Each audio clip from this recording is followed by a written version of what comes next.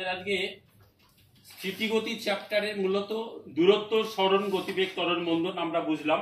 তার কনক্লুশনটা হচ্ছে দূরত্ব।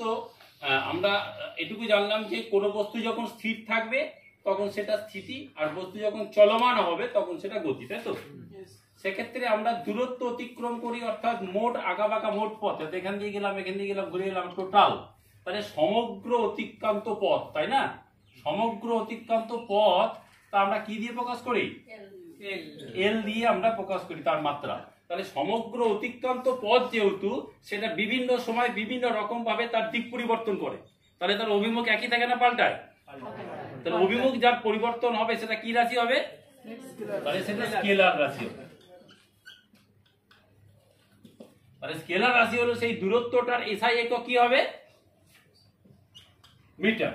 তাহলে দূরত্ব তার বারবার অভিমুখ পরিবর্তন করবে, মোট অতিক্রান্ত পথকে আমরা দূরত্ব বলবো, তাকে আমরা এল দ্বারা প্রকাশ করি মাত্রা। এটা একটা স্কেলার রাশি, তার অভিমুখ আলাদা আলাদা হচ্ছে বলে, আর তাকে মিটার দিয়ে প্রকাশ করছি।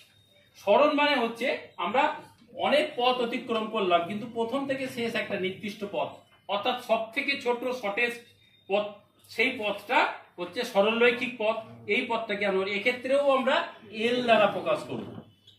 এটা কোন রাশি হবে? সরণ। কোন রাশি হবে? যেহেতু নির্দিষ্ট দিক আছে তাই যে এটা হবে ভেক্টর রাশি, আর এটাকেও আমরা মিটার দ্বারা প্রকাশ করব।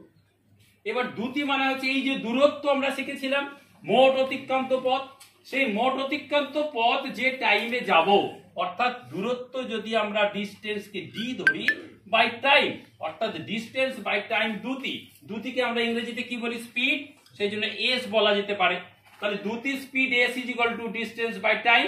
তাহলে ডিস্টেন্সের লেন্থের এল বাই টি, কিন্তু এরকম ভাবে লেখা হয় না, এল টি ইনভার্স, এটা হলো তার মাত্রা। তাহলে দূরত্বের যখন নির্দিষ্ট কোনো দিক নেই তাহলে দ্রুতি বা স্পিডের কি নির্দিষ্ট দিক থাকবে? থাকবে না। তাহলে এখানে দ্রুতি বা স্পিড কি রাশি হবে? তাহলে এটাও একটা স্কেলার রাশি হবে। আচ্ছা, এবার দ্রুতি আর এসআই একক স্পিড, এর একক কি দ্বারা প্রকাশ করব? মিটার পার সেকেন্ড দ্বারা প্রকাশ করব।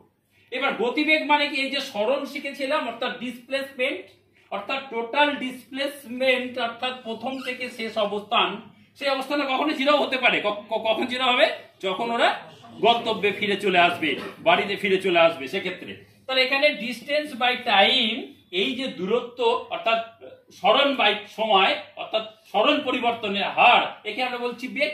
তাহলে সরণ পরিবর্তনের হারের এটাও ক্ষেত্রে একই থাকবে, অর্থাৎ লেন্থ বাই টাইম। আচ্ছা, বেগ যখন সরণ বাই টাইম, অর্থাৎ সরণের একটা নির্দিষ্ট দিক ছিল, একটা ভেক্টর রাশি, তাহলে বেগ কি রাশি হবে? বেগটাও তাহলে ভেক্টর রাশি হবে। Very good. তাহলে বেগের এসআই একক কি হবে?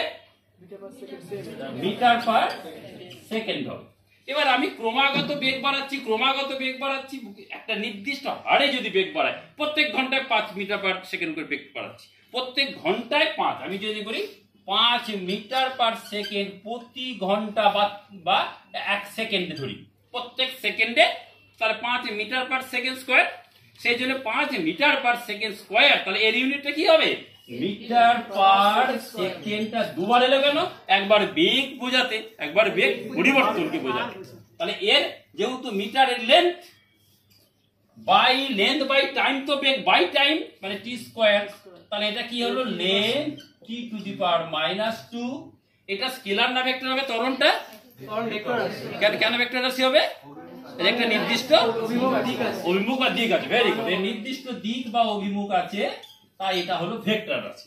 এবার আমরা যখন ব্রেক চিপে ক্রমাগত থামবো, ও চূড়ান্ত বেগ থেকে আস্তে আস্তে কমাতে শুরু করব, বেগ পরিবর্তন